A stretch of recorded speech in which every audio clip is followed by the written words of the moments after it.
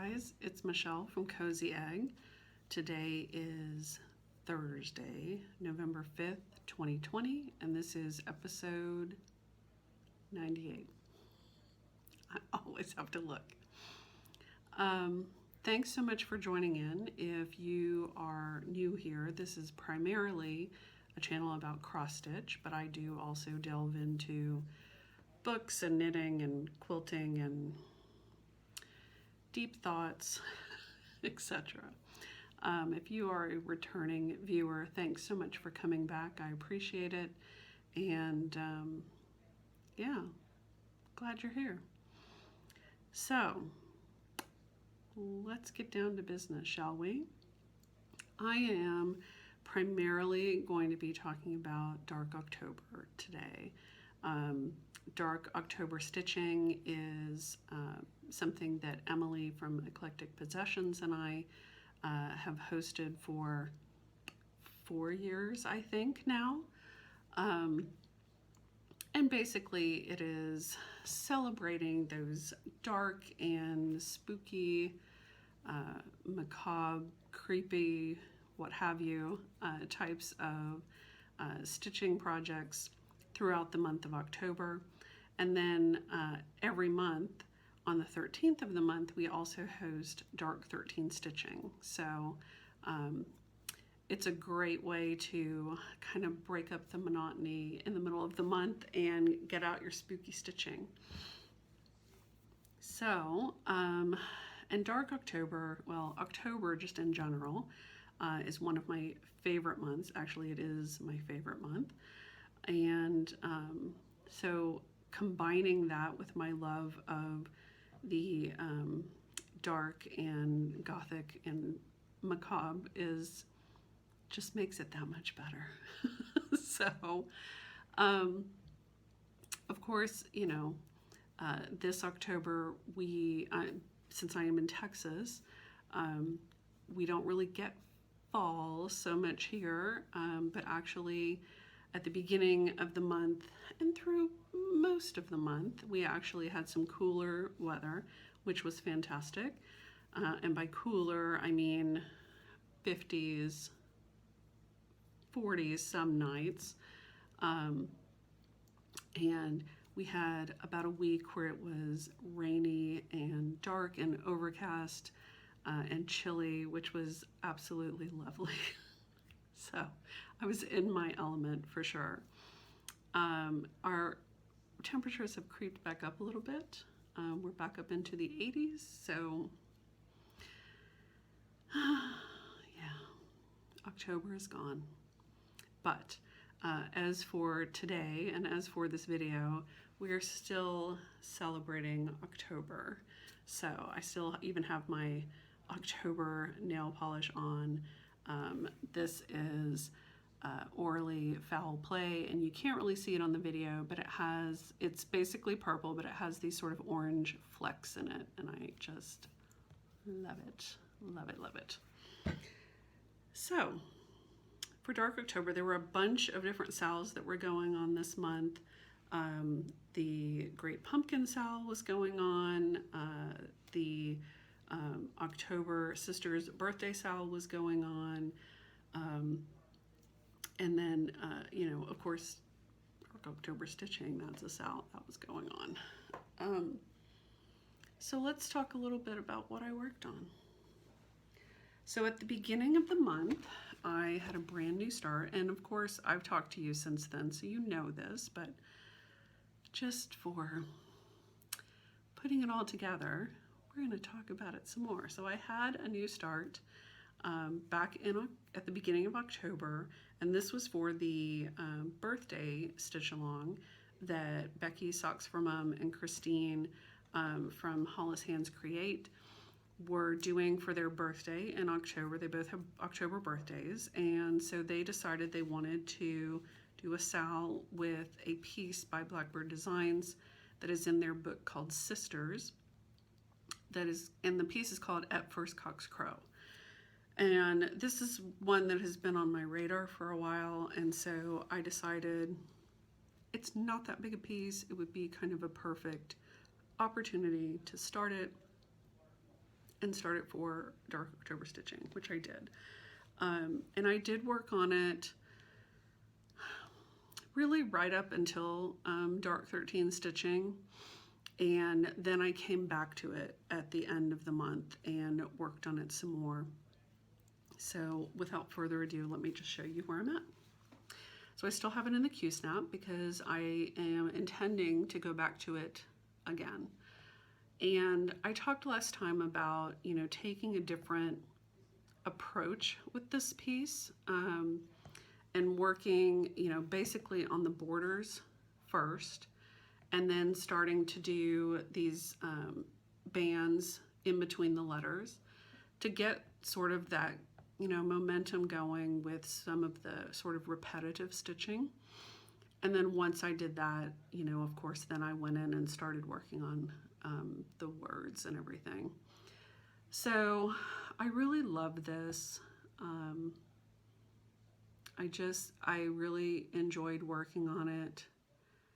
And now that I'm looking at it, I'm realizing I probably need to go back and fill those in. I think I forgot to do that, and I'm missing a little piece here. But you can see the pot that the little flower is supposed to go in. So I am stitching this on 40 count weeks cocoa,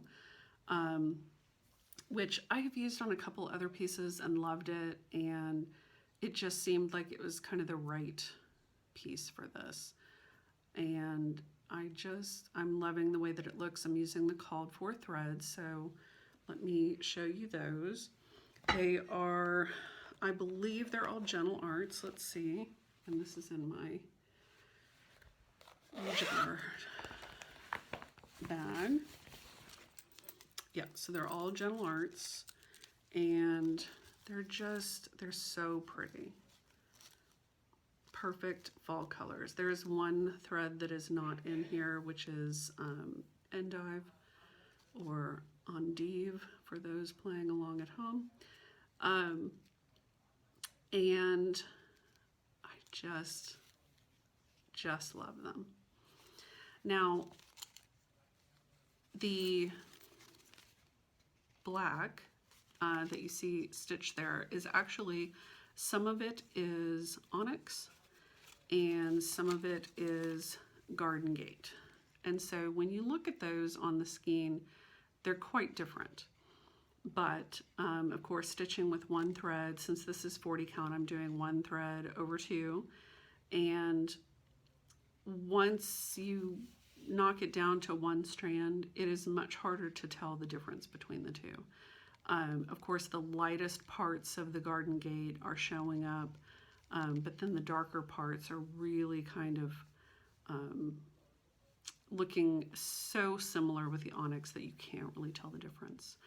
But it's not bothering me whatsoever, ever. I'm just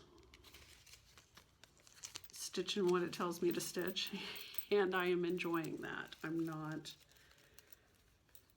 I'm just enjoying my stitching. I'm not fighting with it, which I have a tendency to do.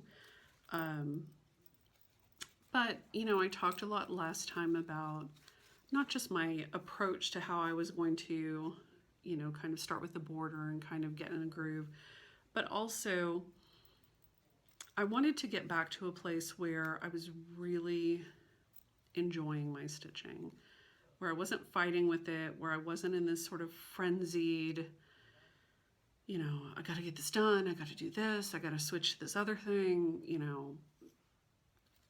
I'm tired of doing that. So I wanted to just get back to a place where I just enjoyed my stitching. And this piece has really allowed me to do that. You can see up here where it gets a little lighter. That's that Garden Gate, you know, but over here,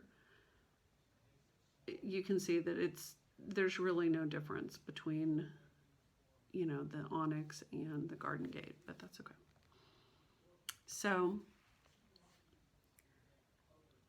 I've really enjoyed this. I've enjoyed the threads, I've enjoyed my fabric, I'm enjoying the pattern, and it's just been kind of a great piece to work on in October. And so the last part that I did when I picked it back up, you know, I worked more on my words up here at the top, and then I jumped down here and did this this band down here at the bottom. And then I'm sort of working my way up to the house, which is, you know, basically right here where my planchette is. So, love it. Love it, love it. And one of the reasons that I was sort of working around that center section is because I was mulling over what I wanted to do. This is my working copy, sorry. I was mulling over what I wanted to do here. So it's up for interpretation whether this is a moon or the sun or a pumpkin or what have you. I think it's a moon. So mine's a moon. But I don't like this face on it whatsoever. And so I've basically decided that I think what I'm going to do, I looked at, is it Piece and Stitches? Maddie? She stitched this a while ago, and I think she made hers a crescent moon, if I'm remembering correctly. But I think I've decided that what I'm going to do is I'm just going to stitch that solid with no face. And I think I will be much happier with that, because that's really the only part about this whole piece that doesn't really resonate with me. So my moon will just be a full moon with no goofy grin.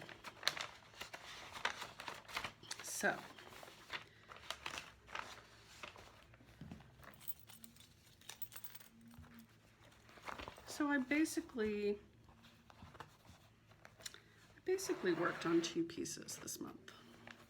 I worked on First Cox Grow, and then for Dark 13 stitching, which of course is special when it falls during Dark October stitching. For Dark 13 stitching, my plan was to get out Blacked Sky by the Primitive Needle. And I've talked about this repeatedly. This is my comfort stitching. This is the piece. It is a morning sampler, as you can tell by the tombstone and the tombstone angels, etc. in the verse. And I just absolutely love this piece. So when I work on it, one, like I said, it's comfort stitching for me, and I'm also sort of savoring it when I stitch on it. And that has been really what my October has been about, is savoring my stitching and enjoying it and relaxing into it, because with everything that's going on, I need less crazy in my life. So really just focusing on these two pieces during October, and focusing on two pieces that will bring me a lot of happiness in their darkness. Really just, you know, made for a very, very lovely stitching month. So when I picked this up, okay, so backing up a little bit, and I don't really remember what I talked about so much on my last video, so some of this may be a repeat, but whatever. So Michelle Bendy and Shannon Bromo decided to get out Blacked Sky, and they were both going to push for a finish, and so they're using the hashtag Blacked Sky till the end. They coerced isn't the right word. Encouraged, maybe. Myself and Julie, Kansas City girl, encouraged us to also get ours out and work on them. And how could I resist? I already had this on my plans for October, so of course it was coming out. And so I got it out for Dark 13 stitching. Stay there. He's thinking about coming over here. Nope, stay there. So I started on this block. So this was a brand new start on this piece, was this block. Hey, don't come over here.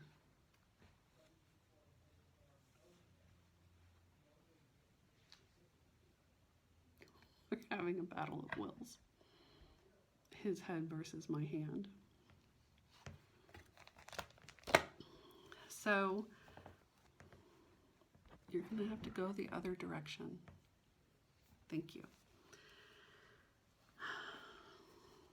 So I started this block, and the first thing I did was, of course, stitch the borders and get that, get my groove back on. And so there's two borders here. There's that outside black border and then the inside green border. And you can see that on 3 sides there is a space in between them, and on this side there is no space. I did triple check that, but that is the way that she has it charted, so that is the way that I stitched it. And I really enjoyed this piece. This block was, from what Shannon says, this is the most stitching intensive block that there is, because there is so much fill-in in this cartouche as well as in the sun here. These 2 suns and these 2 spirals. So it's a lot of fill-in, but I enjoyed it. I enjoyed it so much. And you may notice that my sun here is also different. So on the chart, it has what I'm calling eyes, which I wasn't digging. So I just stitched that completely filled in. And I'm much happier with that. So I basically just, I picked this up for the 13th, and I basically just worked on it until I finished this block. And then I popped back up to the top and worked a little bit more on that top border. Not quite all the way across, but so I worked more on that. And so here is what the piece looks like so far. And there are 2 more blocks and then a bottom border that's that same diamond border. And I am stitching this on the called for fabric, which is 40 count vintage pear by Lakeside. And I'm stitching it with the called for silks, which are pure palette silks for the most part, but then there are a couple of silken colors.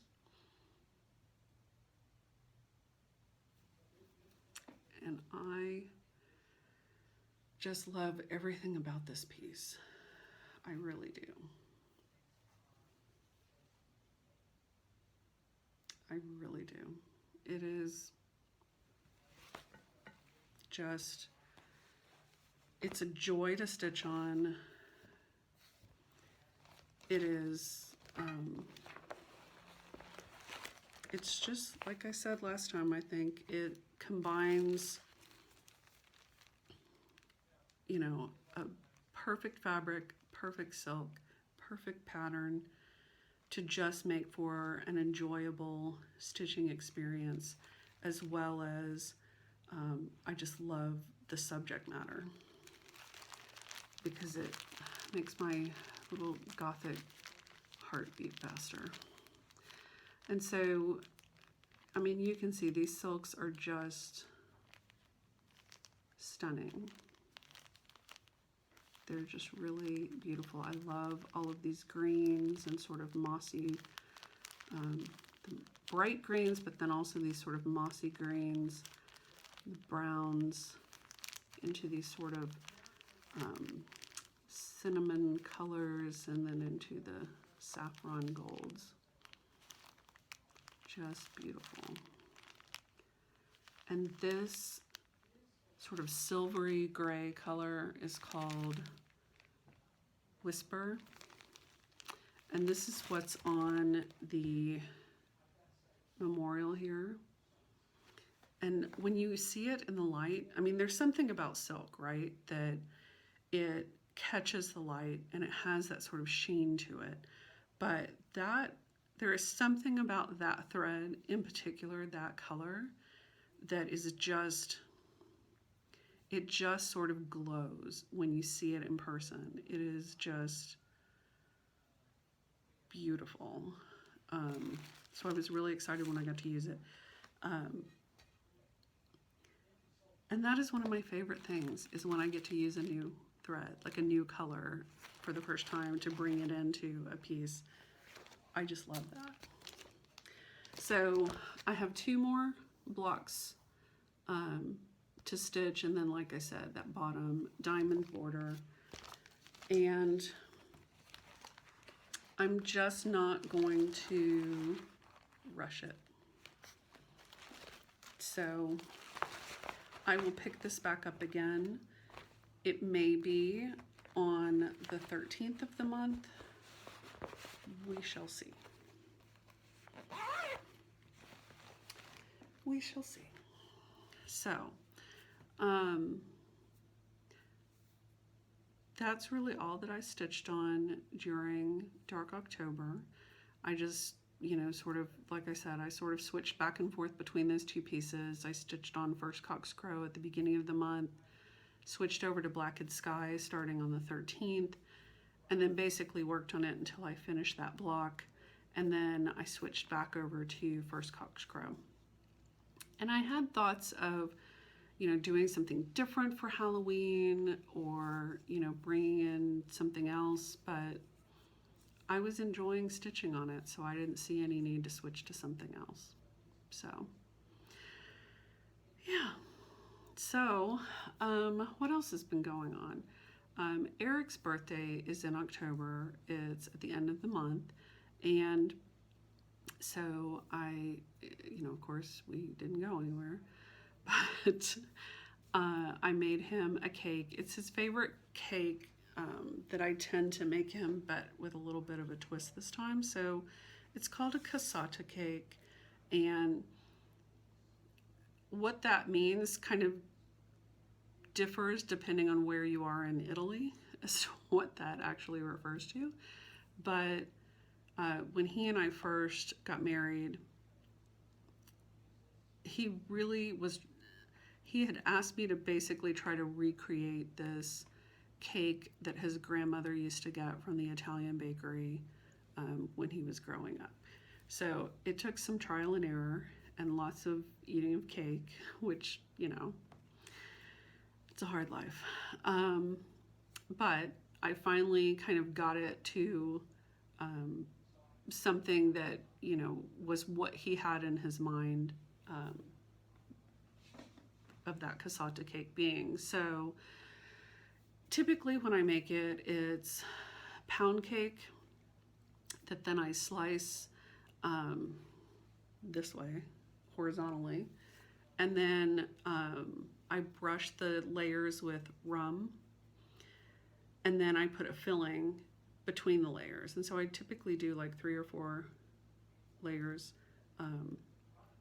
and the filling is ricotta with sugar, basically, and then chocolate chips. So it's basically like a cannoli filling. And so that goes in between the layers.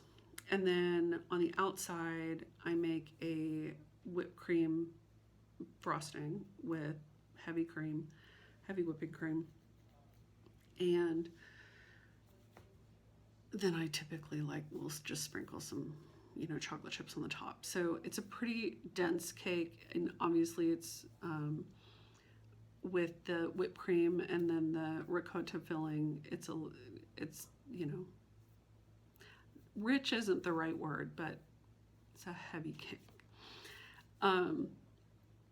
And so what he asked me to do this time was, instead of doing it with a pound cake, he asked for a chocolate cake. So I just made, 2 8-inch round, chocolate cake, and then split each of those. So I had, 4 layers, and then put the filling in, and then put the icing on it, and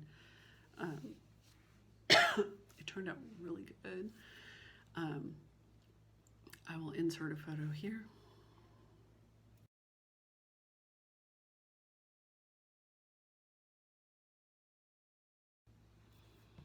So that you can see it and see what I'm talking about. But it was really good. It was, something that I love doing for him, and he really appreciated it. So we had that, and then of course for Halloween, our tradition is, we stay home, we order pizza, and we sit and watch movies. And historically, that has been Bram Stoker's Dracula. But we've mixed it up a little bit here and there over the years. Last year, I think we watched Sleepy Hollow with Johnny Depp, which Christy from Crosshatch Quilts mentioned that they watched that this year, and I meant to comment and say something, but of course I was sidetracked by the stitching. So, but so this year I decided I did want to go back and watch Bram Stoker's Dracula, because it had been a few years since we'd seen it, and I just, I enjoyed it thoroughly.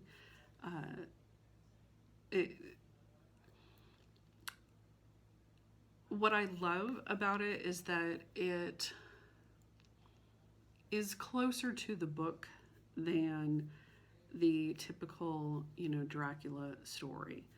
And so that's part of what I love about it.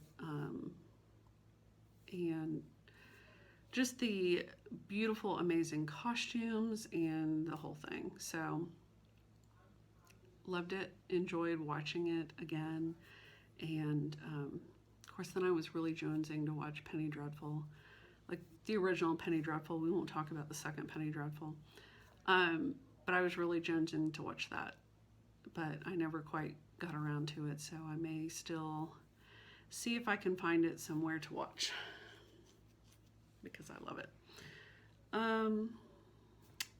And then the other thing that I have been doing, of course, is reading. And so I talked a little bit about the book that I started in October, which is Midnight Sun, Stephanie Meyer. So this is the new book in the Twilight series, and it's a big one. I'm thoroughly enjoying this. And I think I'm enjoying it as much as I enjoyed reading the original books the first time.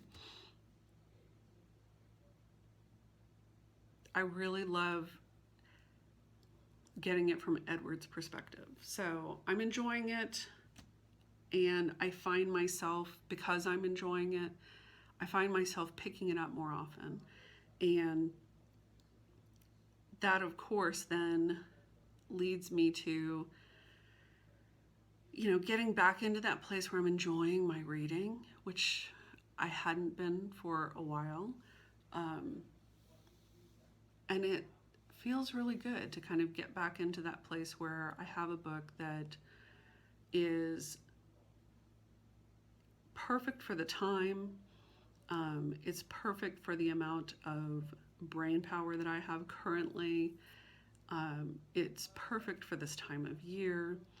And so I have just been really, I can't say I've been savoring it because I've been literally just tearing through it. My version of tearing through it. But I'm really enjoying it. And so it got me thinking, that plus watching Bram Stoker's Dracula kind of got me thinking about another book that is, this is probably one of my favorite books ever. And so I'm really considering picking it back up and reading it again. And that is The Historian by Elizabeth Kostova. I love this book. Love this book. It is, you know, it delves into that Dracula legend, you know, but it's all about the, you know, the historical aspects of things, and it just hits all of those,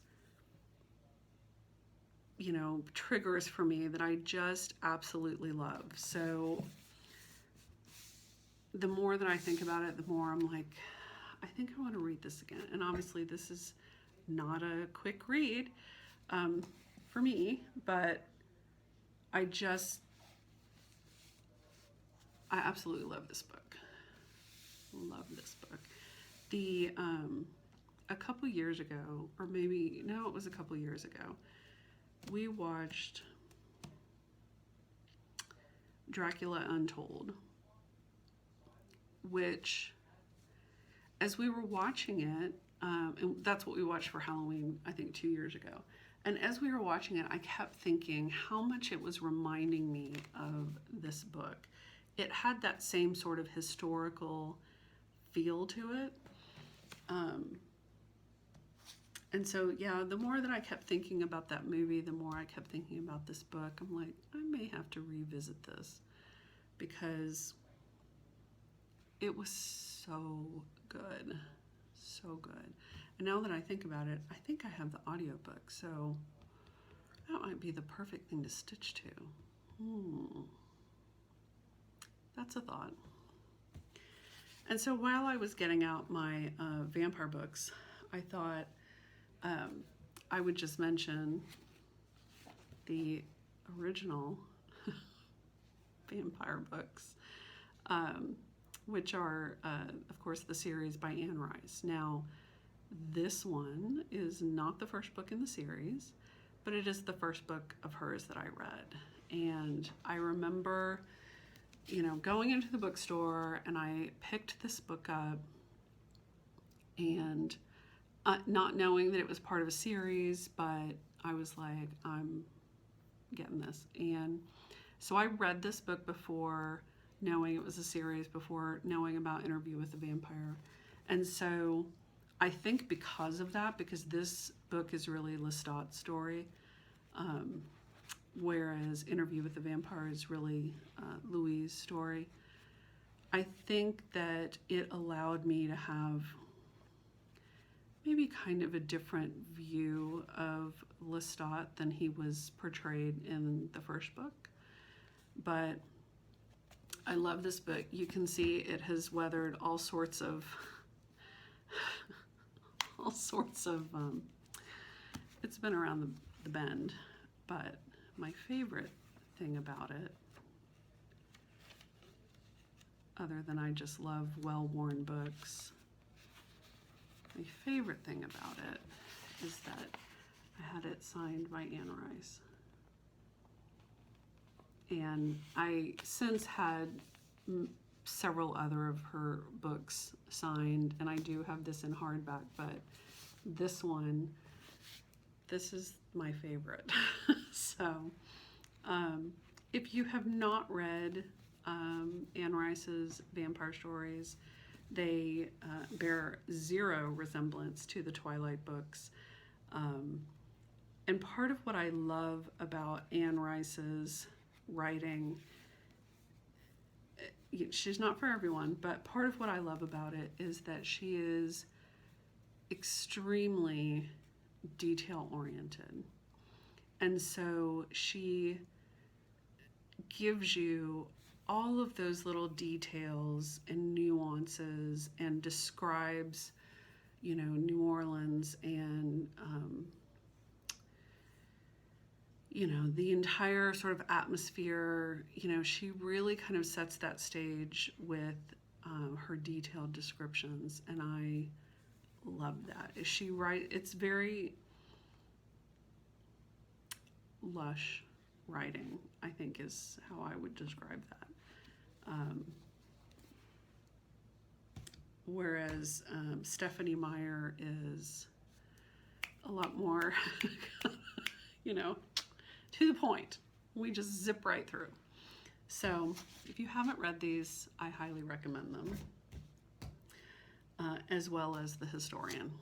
So, so that's what I've been up to.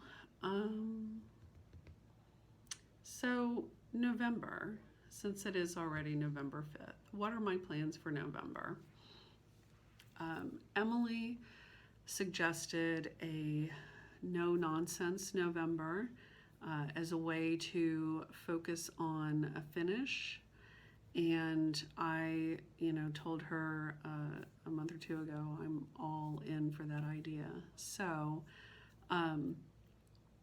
the first thing that's on the docket is Women of the Mayflower. I do want to get that finished this week if possible. So since Monday, I picked that back up. I kept working on First Cockscrow through the weekend, and then I picked up Women of the Mayflower on Monday. And so I'm working on that, and I will show it to you next time, since this time I really wanted to focus on Dark October. So that is the first thing that I'm focusing on to get finished. And then assuming that I get that, finished before the 13th, then my plan is to pick up First Cockscrow and then continue with that until it's finished as well. And then once those two pieces are finished, I have another piece that I'm going to pick up, a larger piece that I'm going to pick up that I want to focus on a finish, basically through the end of the year, but certainly through November. And then at Thanksgiving, so Thanksgiving weekend, I'm going to start the Scarlet House Hannah Tingey with Christy from Crosshatch Quilts and Amy from Amy Loves Toads, and Carol Saltbuck Stitcher, I believe, is starting it, etc. So I'm very much looking forward to that, and stitching that piece. It's been on my radar for a long time. So yeah, but I just really want to stay in that place of savoring my stitching and enjoying what I'm working on. And that also goes for my videos as well.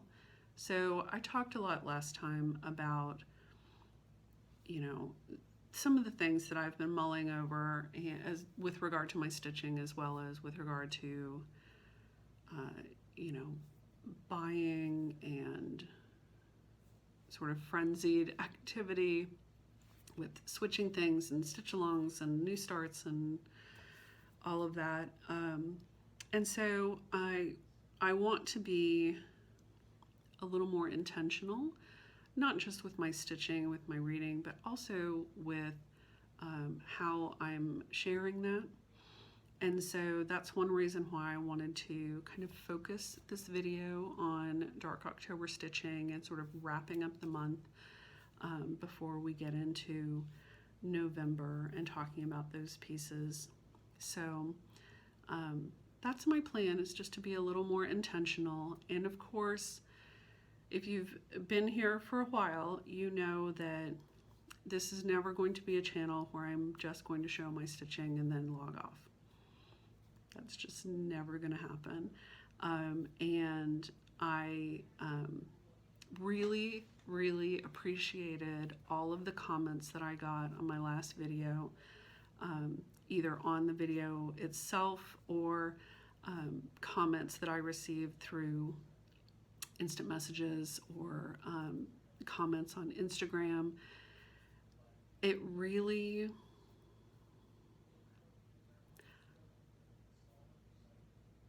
I really appreciated hearing from so many people that said, that what I talked about really resonated with them. And for some, that it's something that they've been thinking about as well. And so I really appreciated hearing that. One of the wonderful things about social media, I think, is that it allows us to